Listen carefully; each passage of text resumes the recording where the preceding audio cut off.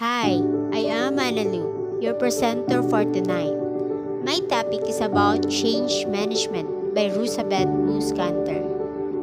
According to Rusabeth Muscanter, change is a threat when it is done to us, but it is an opportunity when it's done by us. Rusabeth Muscanter was born in Cleveland, Ohio. She is an American social scientist and writer whose interests centered on the dynamics of corporate culture, management approaches, and corporate change.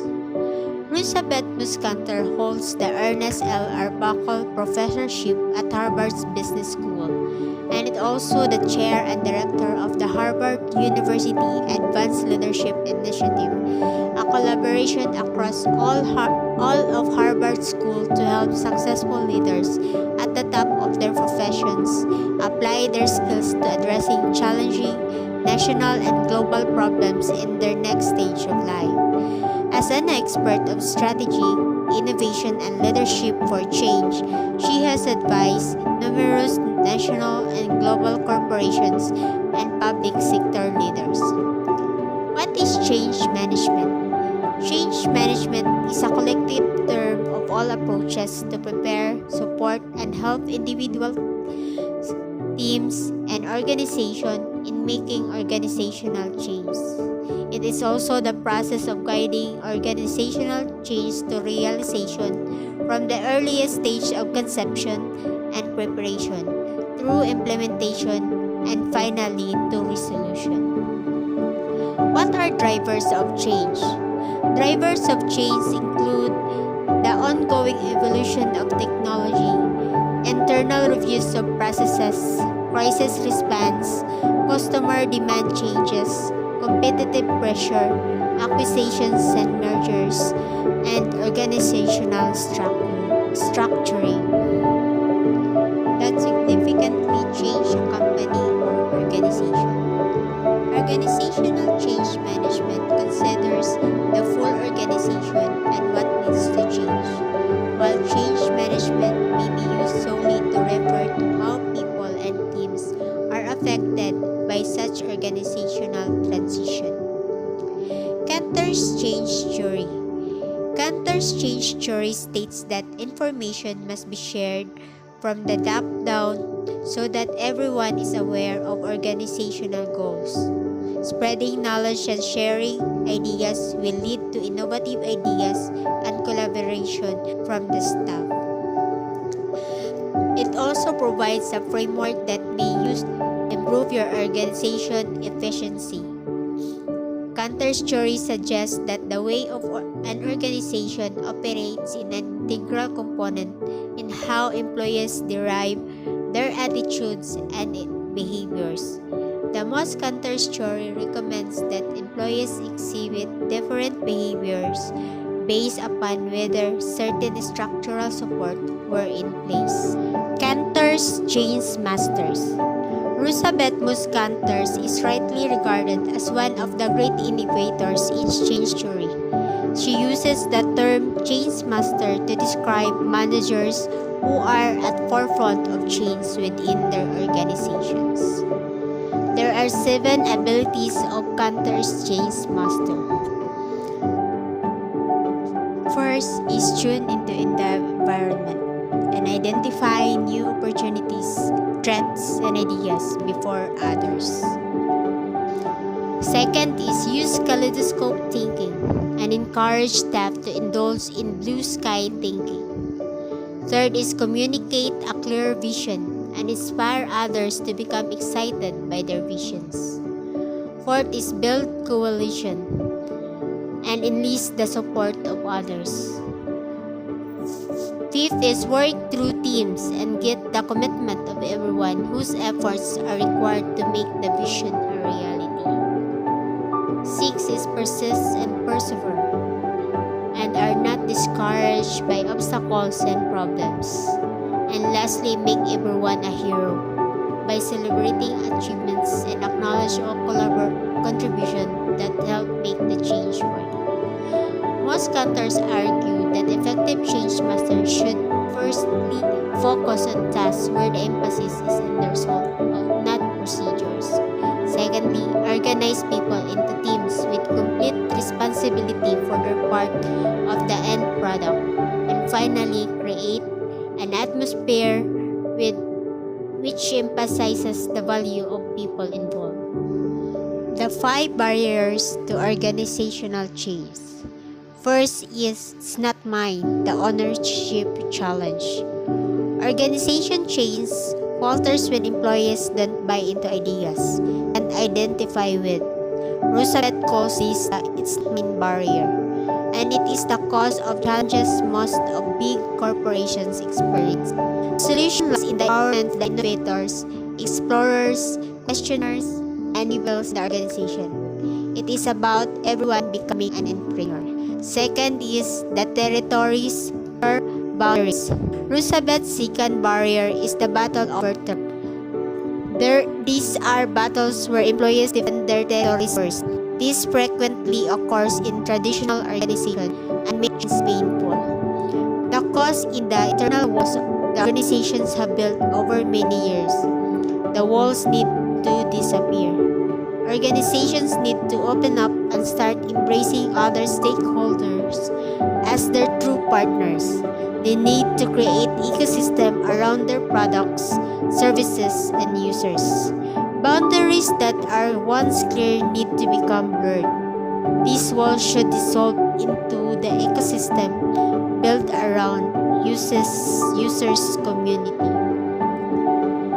Third is the anxiety or uncertainty. Roosevelt's third barrier is the increasing uncertainty in the business world. Organizations realize they can no longer predict the future. This creates anxiety. Even the optimists feel anxious.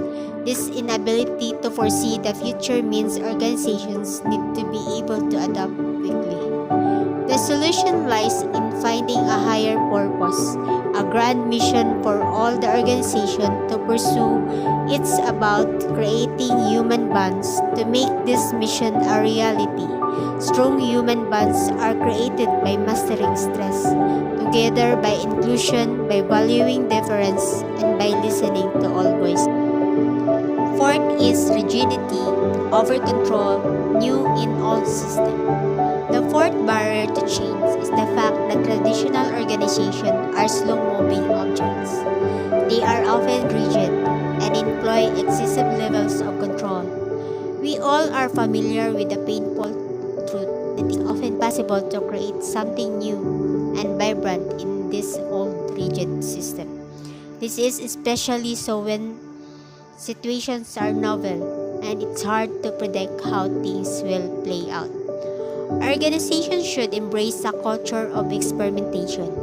They should permit improvisation and balance plans with flexibility. Nothing should be regarded as one permanent in anymore. Structure should be challenged. It is about finding the right balance between bold strokes and long march. The last barrier is the Cantor's Law. During change journeys, it is often true that everyone feels motivated at the start, and we all look forward to happy endings. According to Roosevelt, it's in the middle where the hard work happens. This is the territory of the Roosevelt's last barrier to organization's change, which has become known as a Cantor's Law. Roosevelt says that the middle includes those moments when it seems you can't move forward. You don't feel comfortable. The goal seems far away. In the middle, we all have doubts, even the true believers. This is exactly when Cantor's Law kicks in. Roosevelt hit upon it after observing hundreds of major changes slide into inertia. I'm thinking about the moment that grand promise gives way to the tough challenge of implementation. With all new initiatives like organization change, there is a good chance to running into trouble before the end. Problems tempt employees to give up, to forget this initiative and move on to the next exciting rainbow. These are expected obstacles and delays in any change process. Stopping soon is, by definition, failure. Those who master change persist and persevere. They assist and adjust. Those who recognize the struggle of the middle succeed. They have stamina. They are flexible and they expect obstacles on the road to success. Luckily, it's not only a law but also a hope. Roosevelt regards change as a process that every two steps forward often include one step back. In the other words, failure is a natural part of the process. With a mindset of persistence, we can change the world of work together. Cantor's hope. This is the hope of a better and more prosperous world. And for that, we should embrace change as an opportunity and no longer as a threat. I have here a video of a car model by Jeff Hyatt, one of the best framework of change management. Went for about 20 minutes. All the members and other staff people were very stressed. Post that meeting, to everybody's surprise, the company implemented the changes and it was a smooth transition. Guess where the company was operated? Obviously, Dreamland. Change is a complex and difficult process. Yet it is inevitable in the current business scenario. Organizations that can adapt to change and improve their processes continuously manage to survive and grow in today's world. Managing change is not easy. Leading during change involves handling people's emotions. True leader not only implements change successfully but also involves his team in the process. ADKAR model, developed by Jeff Hyatt in 2003, is one of the change management models which provides 5-step frameworks to deal with people's aspect of change management. ADKAR stands for the 5 goals that must be reached to achieve successful change. The 5 goals are awareness, desire, knowledge, ability, reinforcement. Purpose is to bring your employees out of their comfort zone. This cannot be done till people understand why change is necessary and needed. One must address the issues which triggered the situation. Good two-way communication is a must to remove any sort of confusion.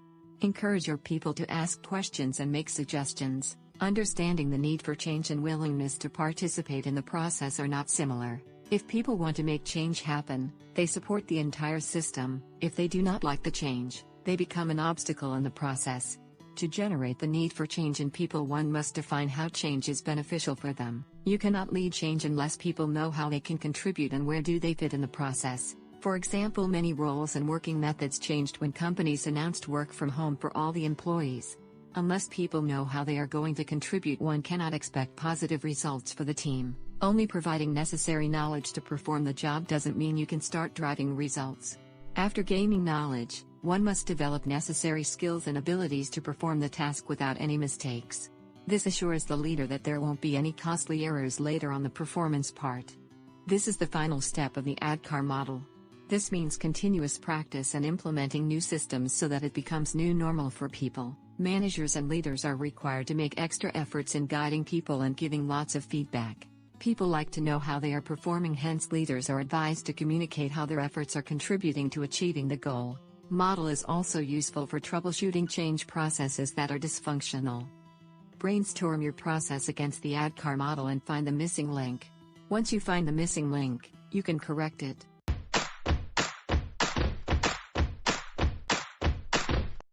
Before I end my presentation, I would like to share a video on change management by Gavin Weddell.